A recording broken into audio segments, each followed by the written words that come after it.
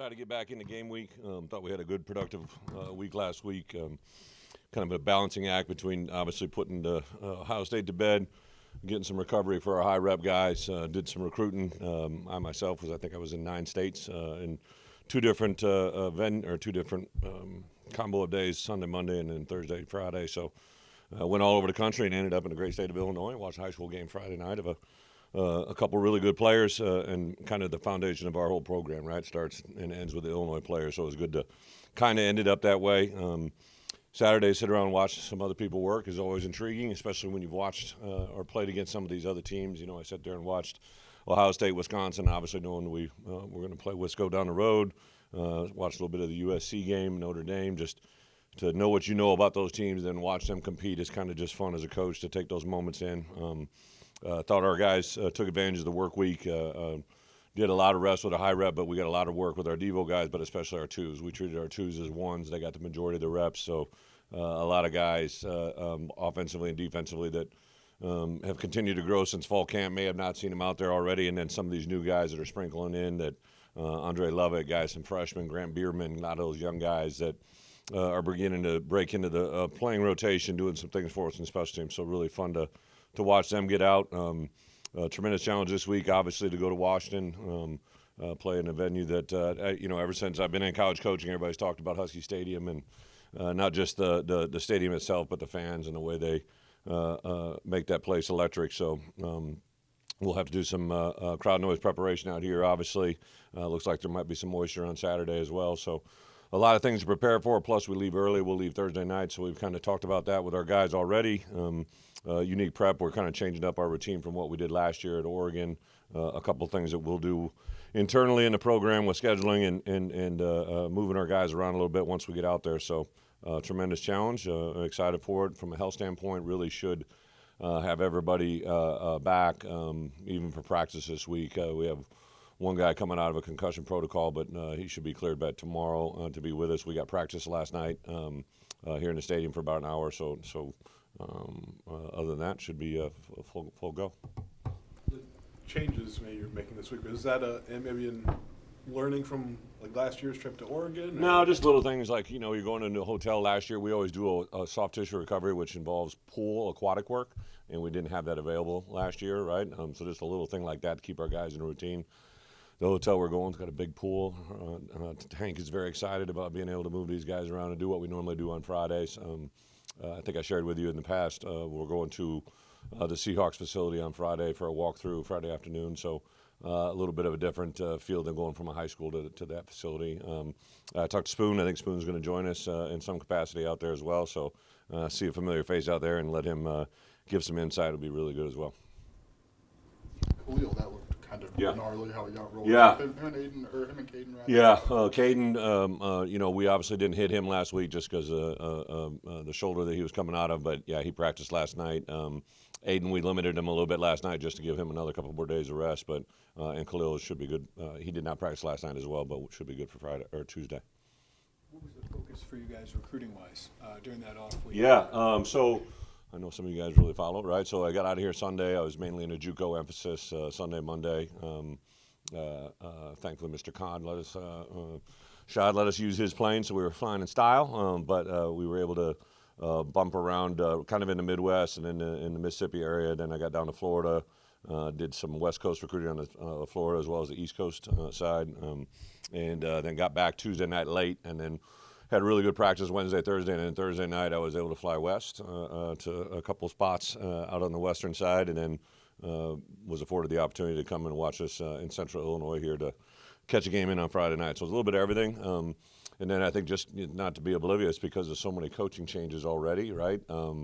They've actually changed some rules, so there's some kids that are in the portal already, as well as guys that won't be allowed to get in the portal until they hire a new coach, and they're going to be extended an opportunity after that. So there's just all kinds of workings. I give a lot of credit to Pat Hamilton and his staff, and Josh has allowed us to have a big recruiting staff, and that's coming into play right now. I really, for the first time ever in my coaching career, kind of treated almost NFL-ish that like my coaches aren't involved with. I let 6 guys go out, I believe, on Monday for one day. They actually flew out Sunday. So Archie was down in Texas. Step was kind of in the Chicagoland area. Art went to the East Coast. I'm trying to think. A couple guys went to the St. Louis area, so those guys were mainly seeing our 26 commitments, just because I can't see them and talk to them. Mine was more of 26 uncommitted and potential JUCO guys. How are you approaching potential red shirts? Are you still looking at 4 games? Yeah, or great question. Are you looking at the 5 to play 5 thing? Or? Yeah, so we have a red shirt tracker that we kind of just have after every game, taking inventory. So there are a couple guys, you guys can do the math, but there's a couple guys that have had 3.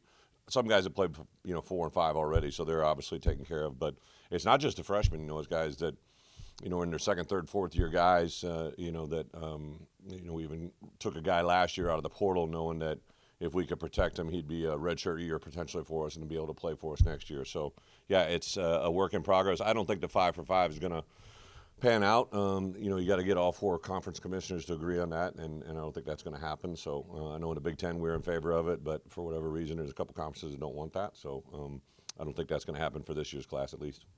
What are your emotions about that? Like, we know you talked about. Yeah, I just think anything that benefits the kids, I'm all for. I don't know why we wouldn't want to go to 5 for 5 play model. I understand maybe in the bigger picture that's not the best thing for all sports, but for football, I think especially with this new squad size, roster size, to have players available. To be honest, like we have a 74-man travel roster, and sometimes for us to the a lot of gamesmanship involved with making that 74-man travel roster, but if the 5 for 5 would go through, that really would be effortless, and plus then I don't think you'd have the kids stressing about it. And then obviously we have the situation that's already happened once with us here, right? And there's been several other conversations and nothing's ever come to light, but I just think it would be better for college football overall, especially with the NIL world or the revenue sharing world now that I think has popped up at other schools, especially some of the schools that made transition. Now those kids, you make transition before the 4th game of the year, and all of a sudden kids get to make decisions that nobody can have authority over them, right? Like I think a bad mojo for everybody involved. The CFP rankings are going to be coming out soon. Mm-hmm. Do you have somebody in staff? I'm sure you don't pay a whole lot of attention to that. Somebody in your staff paying attention to that. Let's see where you're going to fit, what's going to happen. And is there anything you do? Well, I think when the CFP rankings come out, I always say this: the part I don't want to try to ever ignore as a coach is what our players are seeing, right? So, like, I know they're going to talk about it, but I don't believe that happens for a couple more weeks. I think they get together for the first time this week, maybe go through some things, but I did flash up there on Sunday. Obviously, we got ranked AP and coaches, right? And I think the big thing for us is if it's happening to our players or if they're talking about it, we definitely want to address it. But I'm a big believer in a 1-0 mentality. I've kind of stressed that more than ever coming out of the Ohio State game was just, hey, what we need to do is focus on the bye week, right? And we need to focus on Tuesday, Wednesday, Thursday. We got into Sunday prep, and we need to practice on Sunday, have a good Monday here, and Tuesday's got to be awesome. Yeah, how do you feel about having 1 and 2 from your Well, not just 1 and 2, 1 and 2 that we've lost to, right? Yeah, well, no, I mean, literally the best thing that we can have happen for us is to Indiana and Ohio State continue to win out and play in the Big Ten championship game. I mean, I'm a big believer in that one. Did have someone made reference, right, that if the CFPs came out right now with us losing to 1 and 2 and beating USC when they're ranked, and some of the things that we've accomplished and the people that we've played have accomplished, be very realistic to think that we'd be pretty high in that ranking. I don't really have a vote in that one, right? I just watch, and when it gets released, like everybody else, I don't even watch it. I just hear about it after it happens. But it's an exciting time. But I would tell you that our guys know that everything in front of us is about Washington and only Washington. And if we ever get offside of that, we'll never get to where we want to be. What does stand out about Washington, just identity-wise? Yeah, first, Jed and I have known each other a long time. Obviously, got in a history with Ryan, so there's the guys that are play callers on both sides have been around for a while. So never obviously worked with Jed, but kind of cross paths. He was in New England after me. I've always, for whatever reason, he and I kind of gravitated towards each other a long time ago. So I really respect what he does offensively. I think their quarterback is exceptional. I think the receivers are a really, really good player. Their running back is obviously a very explosive, really powerful player that makes a lot of yards after contact. Defensively, I just have a lot of respect for Ryan and what he does. So I know they had a tough match on Saturday with Michigan, but I think they're going to be a really opportunistic group, and that venue is one of the best in college football, and I'm sure it'll be a great challenge for us. Third year in a row playing, Ryan. I know Yeah. there's so much familiarity. How much does that still matter? 3 years. I would argue 5 years in a row, all right? Because even when you're here, I'd always kind of probably go over the other side and work with them. But it just, I think more of I just think Ryan sees the game extremely well, and I'm just always amazed. He's the only guy that I've really, in my coaching career, Dave Dorn, who's now the head coach at NC State. Dave was an assistant for me as my linebacker coach. He was a co-defense coordinator, and he saw a play happen live. Now, we didn't have iPads back then. I know he didn't see it on a Jumbotron. He saw something happening on a special teams play by the way they were protecting it, that he literally clicked on the headset, said, "Let me do this," and the next one we blocked, right? And I'm blown. I've always been amazed with people that can see the game that way. And Ryan, early on, I could see he was a guy that had that same talent. So yeah, it's not fun to go against, but it's also fun to see and witness. I thought Barry last year in the game that we had there, obviously defensively gave up some scores, but that was a really good matchup as well. You mentioned Andre a few times Mm-hmm. for that. And if you look back, when you've had some of those younger DBs in particular Yeah. use special teams as an avenue to more defensive stuff, why is there such a strong correlation there? Well, I think first off, our evaluation process, I remember watching Andre Levitt on film, and I just was like, I think he sees it. Now he plays some offense too, if you guys remember, and he really explosive, dynamic, long, rangy. I thought once Tank got his hands on him, he'd be able to do some things. He had the surgery when he first came in here. So I think if he hadn't had that, my guess is he probably would have been in the mix from the get-go if we saw this last spring. But yeah, I think Aaron does a really good job. Pat and personnel. I think what we do defensively allows DBs to get their eyes in the right places. So if you have a naturally talented player that has athletic skills and he can see things, they'll play really well in this system. Another guy that really came on last week, Grant Bierman, but there's Jack Parrish. Him and Grant are kind of two peas in a pod. They're always traveling together, walking around together. And Archie was working a reroute drill last week, and Grant was running like a receiver, and Jack knocked him into next week. And I'm just like, whoa.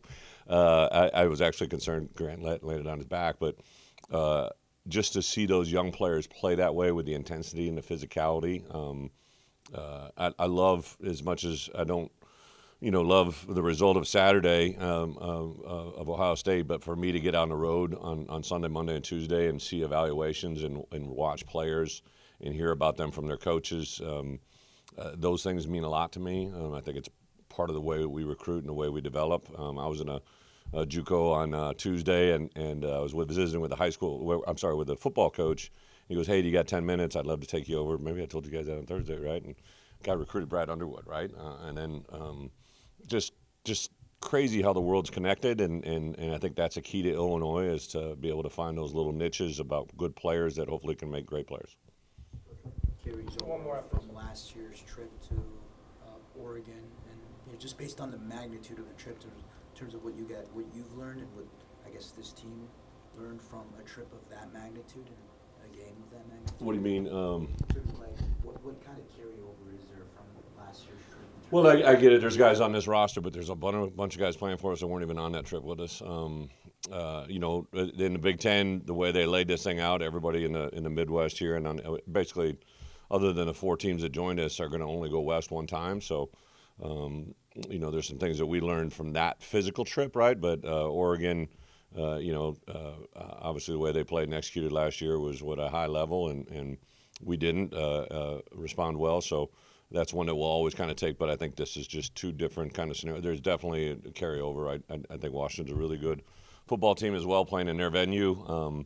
But I think this year, what we've been selling to this team is this is 2025, right? What we do is how we came together in January, how we prepared all fall camp, how we prepare each week, and I'm excited to get this group on the road. I know you're focused on yourself, but a lot of turnover in the college coaching ranks right in the middle of the season. Any thoughts on that? Yeah.